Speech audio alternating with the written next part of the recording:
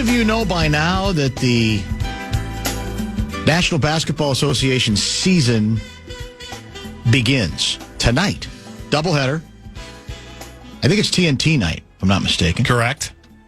What's the early game? New York and Boston? It is. A nice matchup right there. Tibbs early with his, new center. Karl Anthony Towns. That's it. Celtics, defending world champions. That's the early game. Timing's interesting because, of course, the WNBA season, postseason just ended. Now NBA season begins, and the second game involves us. I don't think people realize just how momentous that is. That we are selected worthy of the nightcap game in Los Angeles, taking on the, I guess still you'd say star-studded. Oh, yeah. Lakers. I don't think they're necessarily a great team at this point, but as long as you have LeBron, especially, you're always going to be box office. And the fact that they thought we were worthy of being opposite them, on paper a better team than the Lakers, we now take it for granted. Not that long ago, it would have been considered absurd. The concept would have been considered absurd. And to that end, because we are not only your basketball leader, we are also your hockey leader, it's going to be quite a night of local sports programming on the flagship. We are out at 5:30 because your Wild are back, red hot. Minnesota Wild are back in action. Is it the Panthers tonight? It is. Obviously, Eastern time zone. Therefore, that's why we are out early, because that's when the game begins. And then at about 8:45 or so, also on the flagship, FM 100.3 The Fan, it's that aforementioned Wolves-Lakers game. I continue to be confounded. I got to be honest with you. This is not a main subject by any stretch of the imagination. It's an awkward segue, but if I don't mention it now, I'll probably forget it later. I continue to be stunned and confounded at the interest that the professional and college teams have in being part of the KFAN network. Given we are, if you really strip it all down, nothing but a series of bits. That's all we do. We don't really do anything of any substance. We do bits. And yet, every team except the one team too foolish to figure out what they're missing, the Minnesota Twins, and who trusts their judgment at this point, say, yeah, I'll raise my hand for that. Now, I'll quickly get a couple texts, say, well, of course, because they know if the team is on your airways or on any of the affiliated networks or not website, what am I thinking of? Timberwolves channel. Yep. The Lynx channel, etc., that they know once they join us, they'll never get ripped. Those teams know they can be free and easy about having no fear that any of the hosts will criticize the clubs. I've told the story before. I'll tell it again. The only fatal flaw with that is I am responsible for this station losing the Vikings once back in the Roger Hedrick days, back in the Gang of 10 days, one could say. And I don't think it was for positivity. Don't quite remember it that way.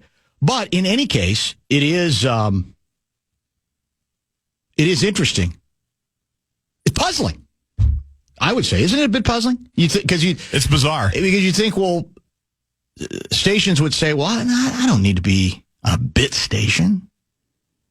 I'd rather be on a station with a little more substance to it than just a bunch of bits. Oh, and smart listeners. Smart takes, smart listeners. Smart audience. And hosts who don't fall into the trap of just saying what their fans want to hear.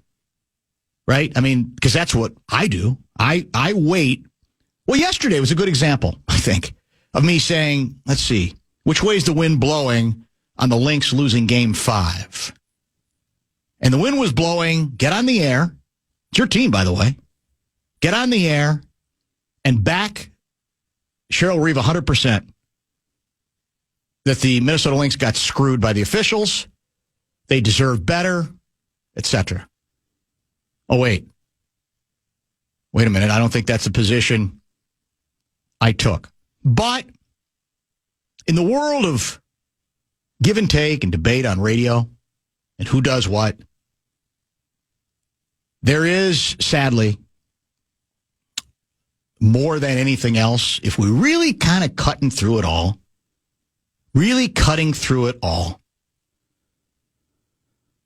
a remarkable level of envy and jealousy. And sometimes, if you're a smart listener, I think most of you are smart enough to see through the subterfuge that occasionally we are subjected to. And that, sadly, our guy apparently, I haven't heard this, but I heard about it, that Lavelle E. Neal III has contributed to. And I think you've asked him this question. Has he answered the most fundamental question? Why would you want to be associated as prominently as Lavelle is with KFAN, with a station in which it's just all about the bits, and the people talking don't really believe what they're saying? No, and he has to dumb it down, his own takes, for us to understand it and for anybody listening to understand it. I don't know why. After, I think, 30 years with the station.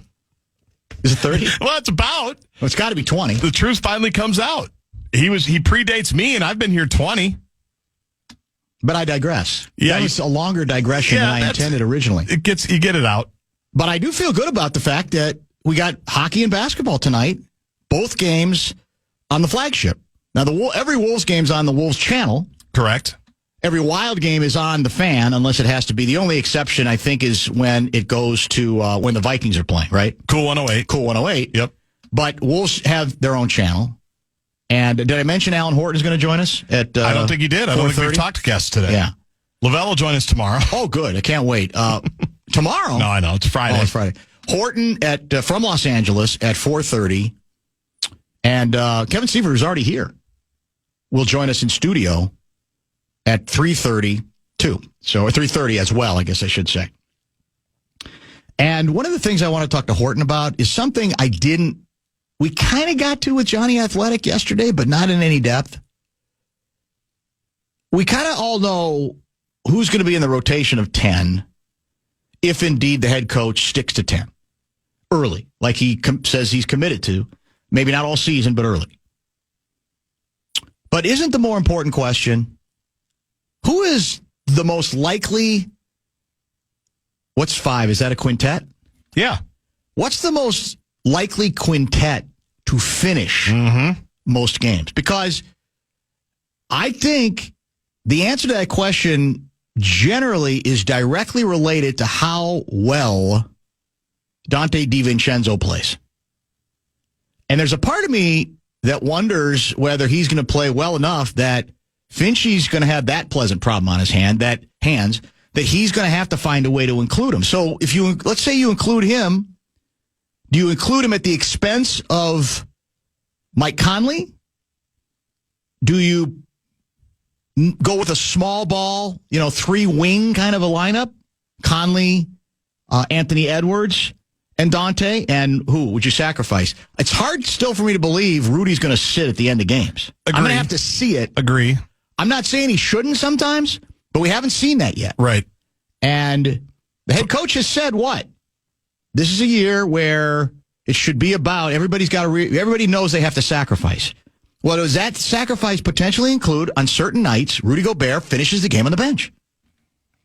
And you go with a super quick, multiple, versatile lineup, right? Because you'd have Jaden McDaniels up front, right? You'd have, presumably, Julius Randle. I think early it's going to be very hard to not include him in the mix. And that's what fascinates me the most. And I really do think there are other players who might be interesting, but I think this all comes down to Dante. Dante's the ingredient that sort of changes everything for this team, including the number of minutes that the kids are going to get, that they might, as opposed to how many minutes they might have gotten if the Wolves had never made the deal, right? Dante plays the same position the two draft choices do. He's a wing. He's a guard, right? I think he could play small forward Yep. in the way the league is set up these days. And that's where maybe Jaden is one that does not finish. Well, there you go. If you need some offense or some shooting. I don't think that's depending on how his offensive game goes. And I'm guessing that's going to be easier to finesse for the head coach than it is with Rudy. Whether, there are times where Rudy, again, depending on the other team's lineup, should be in there or not. So if you have thoughts on that, Bradshaw and Brian KFAN text line is open, 64686. If not now, when? Opener tonight. And it's as good a day as any to preview what I think should be a promising season. We all know it largely is going to come down to who finishes and how well Julius Randle integrates into everything else that the Timberwolves would like to do in 24-25. I've worked here 20 years. I got to say, I'm a little unsettled by the substantive discussion that you opened the show with today. Are you off your game? I don't know if I was ready for this kind of substance. So we're going to do a contest, just to dumb it down. All right. The Fan and two men in a junk truck want to give you a shot to put a grand in your hand. It is our national cash contest. First keyword of the afternoon is win, W-I-N. Go to KFAN.com and enter the keyword win. Interesting new nugget from Johnny Athletic, who is in Los Angeles to track the Wolves there and I believe in Sacramento Thursday night as well. November 4 is the date of the long-anticipated arbitration hearings between Glenn Taylor on one side and Mark Laurie and Alex Rodriguez on the other. We will be broadcasting, I don't even know, has anybody announced this? We will be broadcasting live from inside the offices, which I was shocked they would give us that kind of access. It's a good bit. But that would be a pretty good bit, would it not? I think they have a game that night, too. Do they? Yeah, I think they play Portland. Johnny writes, as the hearings approach, Laurie and Rodriguez are positioning themselves to be ready to immediately purchase full ownership should things break their way, league sources have told The Athletic. When Taylor first reached an agreement with Laurie and Rodriguez on a step-by-step purchase of the team, he envisioned a scenario in which the third payment would give Laurie and Rodriguez controlling interest in the Wolves and Lynx. Taylor would remain as a limited partner with a 20% holding. But Laurie and Rodriguez's ownership group has $940 million in an escrow account.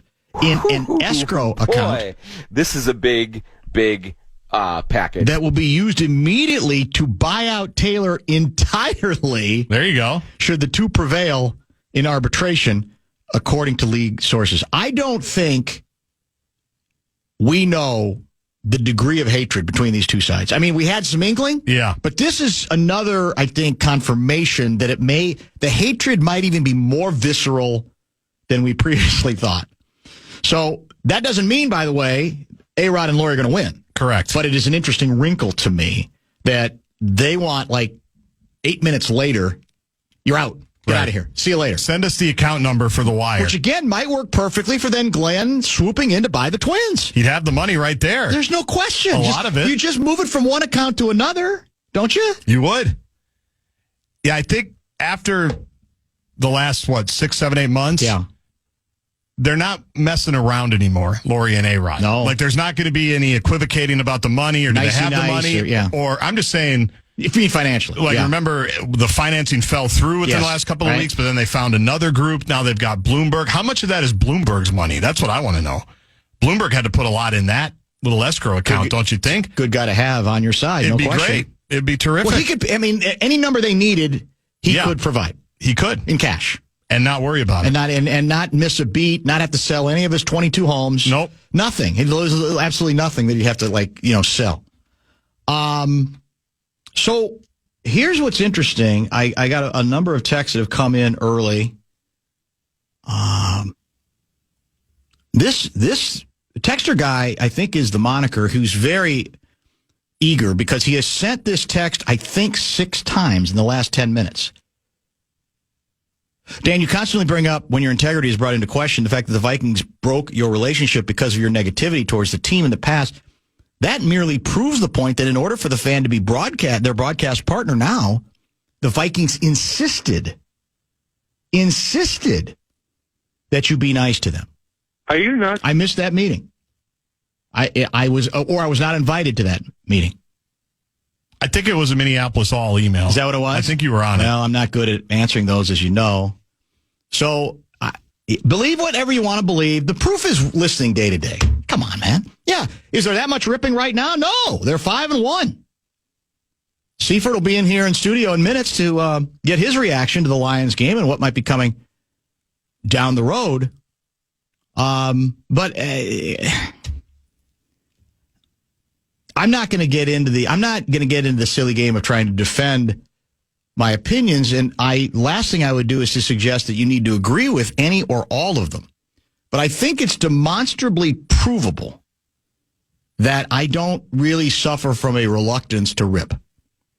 Maybe that should be the T-shirt at the State Fair next year. No reluctance to rip. I don't know. I think Common had a rip one this last year of some sort. But I mean, come on. Is Lowell called in yet? Has he texted you? No, but I don't think Thinking Ain't Gal's texted him yet to let him know that he's being ripped. Oh, that's a good point. She monitors on his behalf often, doesn't she? Yes, usually. Now, she's getting ready for the World Series, Yankees-Dodgers, so she might be preoccupied. There are also some people very put off by the fact that I didn't do a leader open.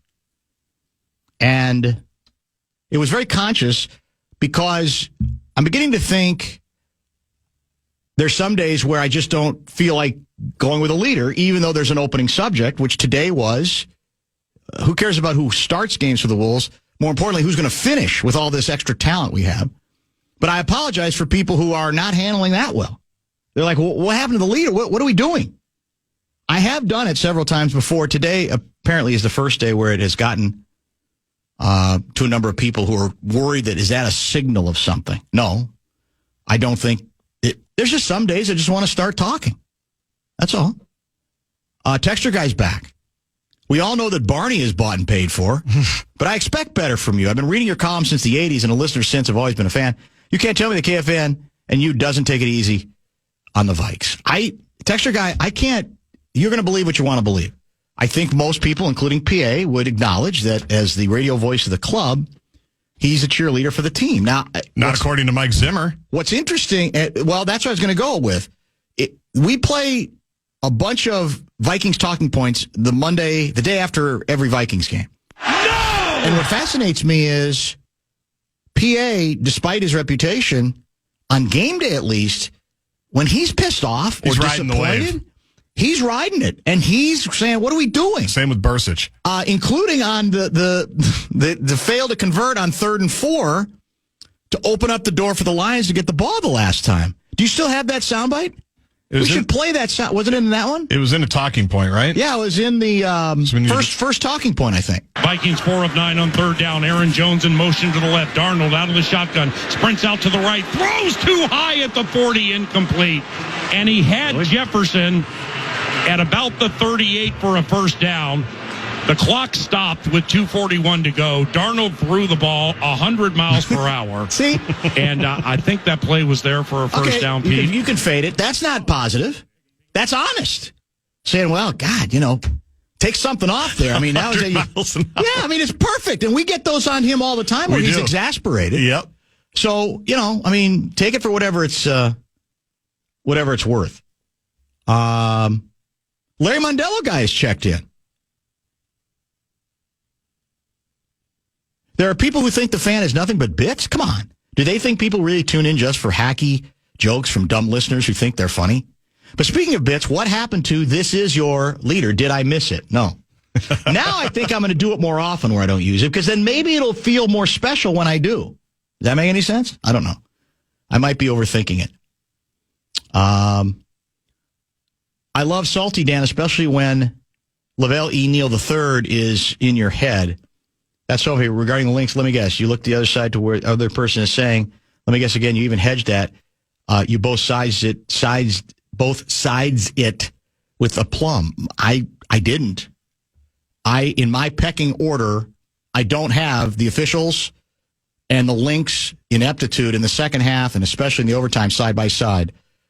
At the top plateau, I have the links playing a miserable second half and an even more miserable overtime period. And I will remind you again that there were plenty of things for the opposition to get grumpy about regarding officiating in Game 4 that we won. So, no, I didn't come close to both sidesing it. And so, again, if you're welcome to disagree with me. Just don't misrepresent the position.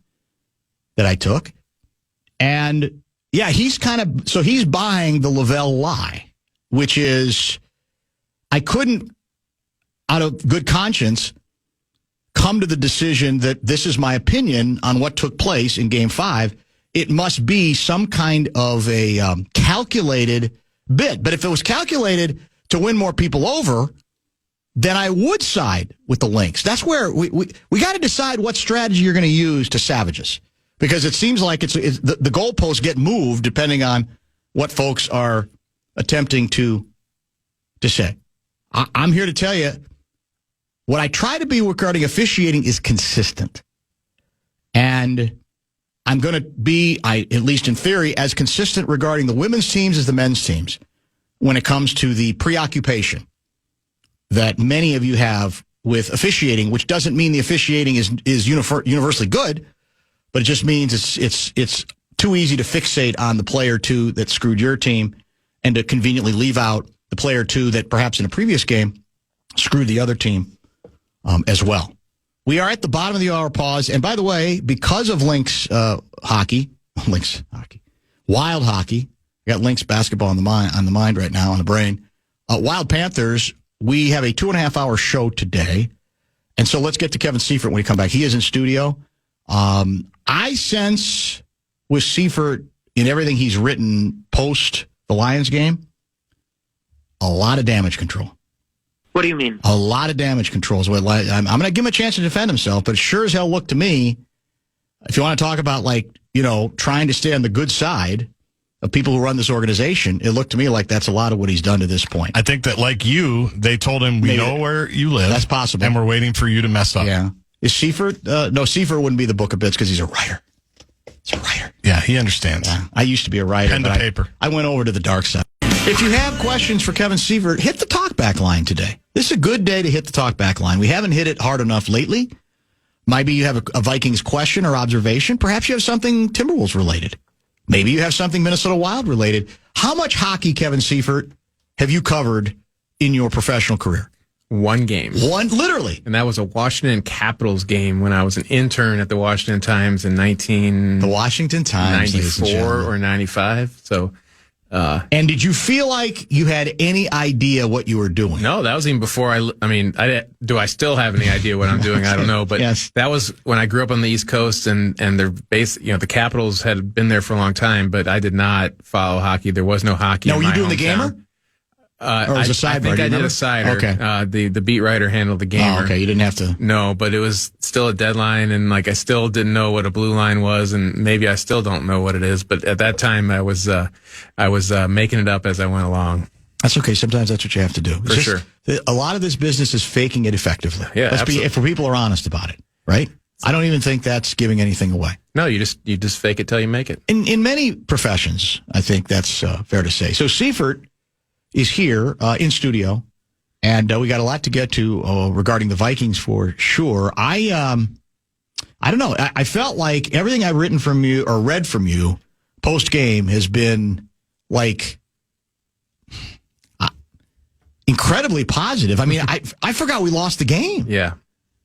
You want to defend yourself, or do you want to say I have no reason to defend myself? People always ask me which is your job to support the Vikings? Yes. Is it to rip the Vikings? And I always say I call it like I see it. And what I saw from that game was two heavyweights. I think I used that cliche in the story. Right. Two heavyweights go, and the game ends up decided by 2 points. The Lions right now might be the best team in football. Like would they beat the Chiefs? Quite possibly, with or without Aiden Hutchinson. And didn't they lose their receiver to suspension again? It's looming. Jameson Williams, yeah. But it hasn't been announced yet. Who was no factor. That's the irony. He was no factor in this game. One target, even though they were explosive offensively, and they got nothing from him, which does tell you something about their offense. Yeah, no one stopped their offense this year, and so I felt like it was they were right there. They whether you want to say a few plays here and there or the few mistakes here and there, or the Lions were just a few plays better than them. I don't view that as walking away. And maybe we're all preconditioned that a loss to the Lions from decades of the Lions being really bad is a terrible omen. I just took it as they weren't going to finish 17-0. You asked me last week, did I think they were going to win? And I said, no, I didn't. And And because I think the Lions are that good, they proved that. But they walked away, having lost by 2 and a chance to turn it around pretty quickly. All right, so I was going to look for, do we still have Astute or Asinine on any of the pages, Guardsy? See if you can find it on the fly here, because I want to get your opinion on what some could argue was a columnist, a certain columnist, doing a bit, perhaps even trying to get people going, not necessarily that he believes what he wrote. And now it's time for Astute or Asinine. As I understand it, Lavelle E. Neal III has declared that Sam Darnold is not among the top 3 quarterbacks in the NFC North. Astute or Asinine? I mean, you'd be saying Jordan Love, Jared Goff, and Caleb. I don't know if I'd go asinine. I would not agree. I don't know that I would say Caleb Williams has eclipsed him at this point. He may eventually be a better quarterback, but and he did play well in London, and that's about the only place he's played well at. Against I think, so far. Yeah, they've beaten 4 victory teams. No, so I think if you. I don't know, if it would happen through QBR, but if you would say, tell me the list of quarterbacks you would want one by one, I would probably put him 3. You probably have to put Goff 1 at this point, wouldn't you? Oh, yeah. Yeah, absolutely. You think it's easy? Yeah. I mean, don't they, what was the stat? And Common was just saying it on his way out, and remind me, they have more, it was more touchdown passes than incompletions in the past 4 games. It's 18 to 14 or something That's impressive. They're just not missing, and they obviously can run the ball well. We saw that for ourselves. And so it is exceptionally hard to figure out how to stop that Lions offense, and no one's done it so far. Did we give him the pick that got him Gibbsy? Or no, that was the receiver. Yeah, that was Jameson They didn't Williams. get Gibbsy through us, right? I don't think. Did they? I don't think How high so. did Gibbsy? How He high was in the he top picked? 15 or so. Oh, okay. So he wasn't real high. At the time, they got ripped for, you can't pick a running back that high. I probably was one of them who said that, and now look at it. He's good, man. And he's not just a good running back, That's it. he's a receiver, the whole bit. And so just an offensive playmaker. You could probably play him at receiver if you had a few guys hurt. Is there legitimate steam suggesting that the Vikings are sniffing around Rams starting quarterback Mr. Stafford? I saw that a certain member of the morning show circulating that on Twitter this afternoon. Actually, is that a bit? I don't know the guy who did it, but yes, Kevin O'Connell has told us many times how much he loves Matthew Stafford, and there's no reason not to. I mean, he landed there and brought him a Super Bowl championship that year. But if that is in the works, that would be news to me. Well, and wouldn't it complicate things for next season? If you go and get Stafford, well, you're only don't you have to commit beyond the? You don't think you would after this? Well, I don't know. You don't care. If you're doing that, it's because I think we got the Super Bowl. Let's not leave anything to doubt. Darnold hasn't been terrible by any means, but if we have a chance to get somebody like that, doesn't matter the next year. Doesn't McCarthy keep rehabbing for 2 more years or what have you? We are just going to go for broke. And that would be the only, there wouldn't be any there's no there. It's just, we're doing it. And is it fair to say you would still be gobsmacked, very surprised if that were to take place? Yep. Yeah, I would. And only because, only because it just seemed like, I guess it would come out, it would be surprising, to think that, they would get to this point in this, with this quarterback and then think that they needed, they had to do an upgrade. But I guess I'd be not surprised in the sense that it would definitely help them, but I would be surprised that they would identify that and throw everything to the side and go do it. How about this idea? By the way, when's the trade deadline? Is it a couple more weeks? Yeah. Jets become sellers. Vikings move Darnold back to the Jets and get Aaron Rodgers. Do they get Adams with it? You almost have to. I honestly will tell you, I don't think I want Aaron Rodgers anymore. Yeah. Is that sacrilegious? Speaking of bits, that was always my bit, that he'd leave the Jets and eventually finish his career here. Yeah, that's true. Favre did. Yeah.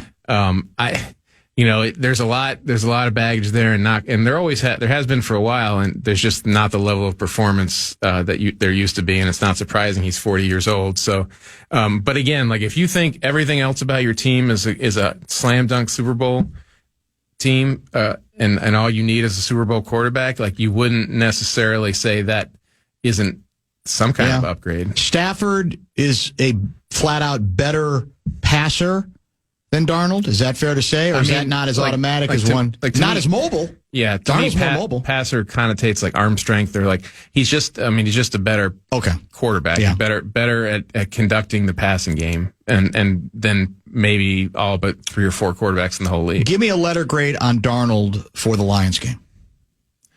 For the Lions game, a B. Okay. Yeah, I thought he, I think if you go into every game and you fixate on the 1 or 2 kind of, I don't say boneheaded, but the one obvious mistakes that he makes, and not like value all the plays that he at least facilitated, if not made, then I think you're probably your expectations for him are just too high. Yeah. But like just going to, there's going to be a few plays that just you're like scratching your head, and that's most quarterbacks in the league, to be honest. And so the pass to Jefferson on the touchdown was awesome. The pass to Aaron Jones, he had a lot of time. The 50-yarder to, who was that to? Addison. From deep in your own end. Yeah, and they only got 3 there, but it was a hell of a throw. And if you look at it, there was a guy pushing up the middle. Either one of the guards or the center got pushed into Sam, so he didn't even step into it. Yeah. Had he stepped into it, that might have gone for a 90-whatever-yard touchdown. And that would have been 2 of those in 1 year, which is pretty incredible. And so he threw that without even being able to step up.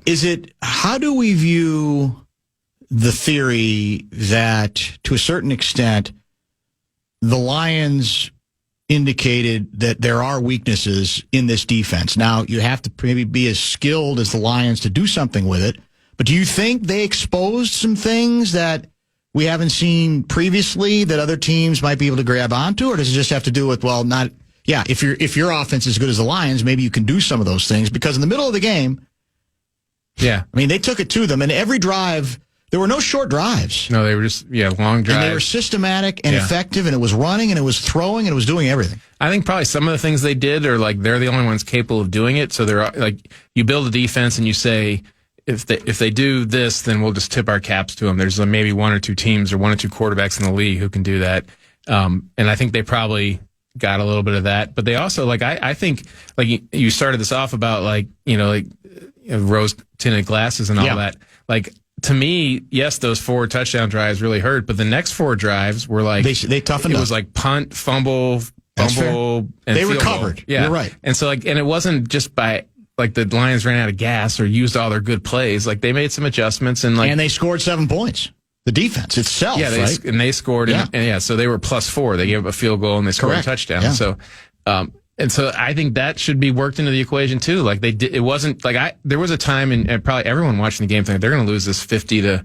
It's just going to be like a 50-point game. Mm-hmm. They're just going to keep driving every time. We've all seen these games where somebody hits on something, they just keep doing it, and there's nothing the other team can do to stop it, and they did. And that was to me, that's instructive and about the depth of the defense that they have this year relative to last year. I don't want to overanalyze the inability to convert on 3rd and 4, leaving the game open to the Lions from their field goal drive.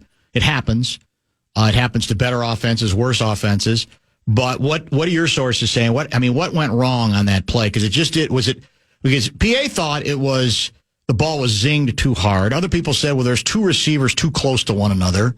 Was it just a bad play or bad execution or what? I think it was a play to Jefferson, and I think either Addison didn't make the right adjustment or he just got pushed into an area. And when it was time to throw to Justin, who was open and had a chance to make a catch, he had to get it over Addison, and the guy who was defending Addison, and then try to drop it in. Not an easy throw. And so just kind of putting 2 and 2 together and just informed speculation. I don't think Addison was supposed to be there. Jones looked fine. Yeah, right, didn't he? And O'Connell said that he didn't think he was 100% after the game. Jones said today that he said, look, it could to me. Just watch the game. It looked, and it did. And so, it certainly helps to have the bye and all that. And so it'll a short week. You have to monitor it. Cam Akers will have had 2 weeks with the team again, and so he'll be available. I would think if Aaron Jones can't play a full game, but it was encouraging to see him play as much as he did. Am I wrong that I really don't want? In my perfect world, we wouldn't see Ty Chandler. That one set of downs usually in the second quarter, and then another set of downs somewhere at the beginning early in the second half. I'd rather see, despite his injury issues, I'd rather see Jones. If Ty Chandler is your best backup, I'm not even convinced Akers is at this point good enough where I'm excited about mixing it up with him. I mean, he can't play the whole game. Why not? You can't. If you wanted to keep talking about him through week 15 and 16 and 17, just like he's also 29 years old, and like how many snaps and how many carries and how many touches do you want to give him if you're trying to get him through the entire season? So somebody is going to have to. You look at how the Ravens are using Henry. And like he's sitting out for large portions of the game. They have basically a package for him. He's still getting more carries than anybody else on the team, but like he was, I think at one point, they said last night that was his first carry in an hour. Like he had, yes. And so not at 60 minutes of game time, but still. Right. And so and he was like 15 and he had an 80-yard run at the end of the game, 15 for 100 plus. And so I think that there's a lot to be said for keeping veteran running backs on pitch counts. Texter 218 guy. Is it 218? Yeah, 218. Not sure if it would have made a difference, but KOC should have called timeout before the 2-minute warning instead of wasting 30 seconds. Lions offense wasn't worried about not enough time. I refresh my memory because I don't remember being bothered by whatever our strategy was there. No, I mean, maybe there's always 2 lines of thought about whether you take timeouts on either side of the 2-minute warning. And, they had to run up and do that spike, so they didn't have a timeout at the end anyway. Sign me up for 2 number 1s to the Giants for DT Lawrence. Not sure he's an option, but I'd give that up as you'd have him for 3 to 4 prime years. That's Jason from Egan, who also adds he's a no on Stafford. Okay. 2 first-round picks for Dexter Lawrence. He is the current Aaron Donald, probably. Not as good as Aaron Donald. Under contract. And he's under contract, and so like we talked a while back about what's the profile of the type of player the Vikings would be looking to trade if they do. And it could either be, I think I said, like they could do a throwaway running back type trade, and that was Cam Akers. Or they could go looking to get ahead on free agency next year. And so he was not eligible for free agency, but if he were to be released or available for trade in free agency, you get ahead of that now. 2 first-round picks is tough. And knowing how much they've given up already, but like that is a very important position. There's no doubt. Let me quickly get to I myself will go into Polydana mode here with the, let's get to the Vikings schedule, the rest of the season. So our next game, as the fan has learned, is Thursday night, 7:15 in Los Angeles against the Rams. We've been moved to prime time on November 3. Yeah. Against the Colts. I still don't get that because the Colts bore me, but I guess it was enough that the Vikings there was a lot of probably anti-Jaguars might have been there too. Well, they just dominated their last game because it was New England. Tough to sell that game. Yeah, that's very true. All right, so Rams, you're supposed to win. Mm-hmm. Colts here, you're supposed to win. Yeah. At Jacksonville, you're supposed to win. At Tennessee, you're supposed to win. So again, those are the Jacksonville game starts 3 straight road games. The third one is against the Bears. Yeah. But, what are we sitting at now? What's our record? 5-1. 5-1. So we are in the part of the schedule that I think all along most of us said, well, there is kind of a soft and chewy middle, even if some of the games are on the road, if you can just get there. Well, obviously the Vikings have gotten there. Yeah. Because at 5-1, they're in pretty good shape. And I thought somebody also had a stat, maybe it was you, that the defenses analytically and statistically that they face, especially past defenses, are good to very good, and the ones they're about to face in this next stretch of games, not very good at all. And timed with T.J. Hawkinson's expected return, which could be as early as Thursday. Now I'm more positive than you are, but no later than the Colts game on Sunday night. And so that they'll be getting all their personnel together for the first time as well on that stretch. And and to be the opposite of Polydana, wouldn't that be like the trend is they dominate an incredibly hard opening portion of their schedule and then get to the soft spot and then fall through that there. So we will, they'll have to play the games, but you're right. If you're like trying to come up with odds and projections and what is the most likely thing that they could have a pretty darn good record when you get to Thanksgiving. Yeah, you could be sitting at 9-1, and then you go to Chicago. It's winnable. It's losable. Yeah. Then you have back-to-back home games, 3 straight home games after that. Arizona, Atlanta, probably Penix will be starting by then, and the Bears again, right? So why didn't you bring up a trade for Cousins? I'm surprised it hasn't been brought up. Yeah. Why? He struggled last week, correct? Yeah, they didn't bench him. And they're 4-3. Yeah, so he was but Penix did get his first playing time. Oh, I didn't realize that. Yeah. I think it was more like it's end of the game, it's over. Like okay. It wasn't a benching for performance. And was he brilliant? I think he threw one pass. Oh, that's probably hard to tell much from that. Yeah. Are you guys are pushing this hard. I'm trying to get excited about it, and I know I'll get ripped for not being incredibly excited about recreating the iconic Minnesota jersey swap. Oh, yeah. Now it's Anthony Edwards and Justin Jefferson. Then it was Kevin Garnett. Just have some fun and Randy Moss. Enjoy it. It's okay. It's okay. It's just, yeah. I don't even think you're that excited about it, but you have to be because it's an ESPN production.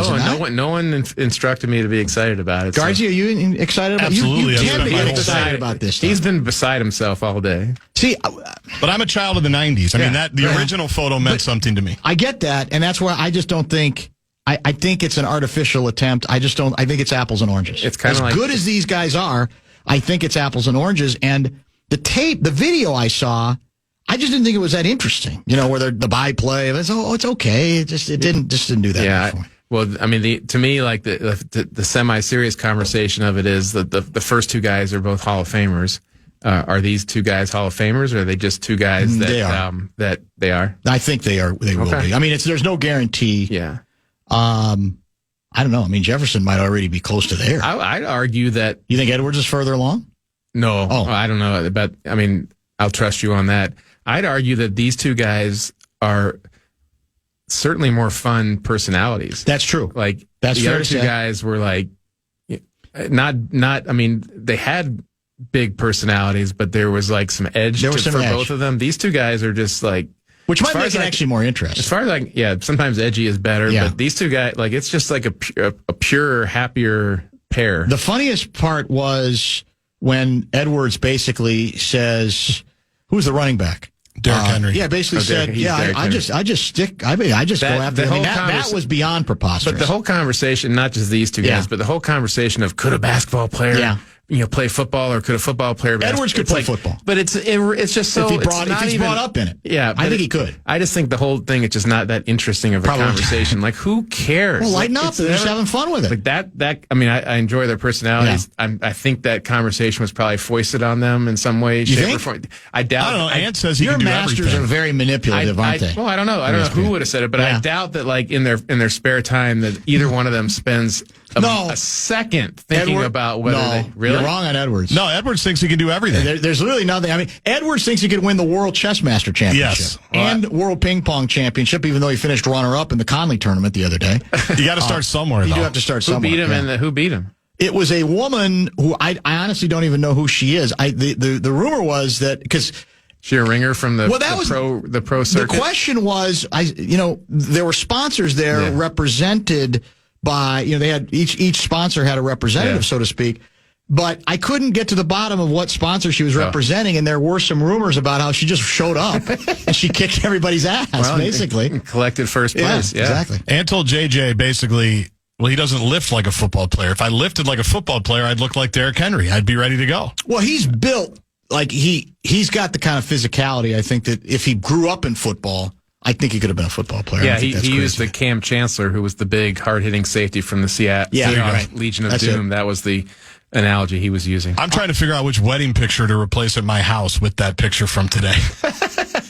There's an engagement photo on the stone arch. I think I could punt that one. How's your wife going to feel about that? She's into the Wolves. She loves Ant. And she loves JJ. Okay, so she wouldn't be offended. I think, I mean, it's been 13 years or whatever it is. I think she's probably over it.